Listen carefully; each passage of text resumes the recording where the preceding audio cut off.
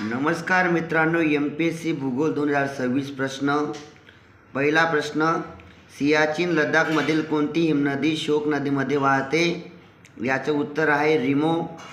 प्रश्न, तापी नदीची उपनदी कोणती आहे? याचे उत्तर आहे विद्यार्थी मित्रांनो बुरी.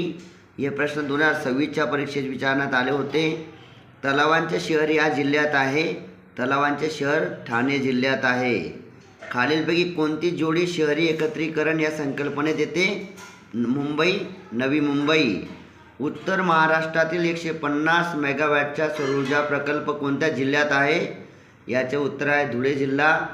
भूगोल 2025चा प्रश्न, सतलज नदीचा उगम कोणत्या तलावाजवळ होतो? याचे उत्तर आहे रकास तलाव. पुढचा प्रश्न आहे, महाराष्ट्र कृषी विद्यापीठाचे कार्यालय कुठे आहे? मुंबई येथे आहे. मित्रांनो, भूगोल 2025चे आपण 2 प्रश्न पाहिले.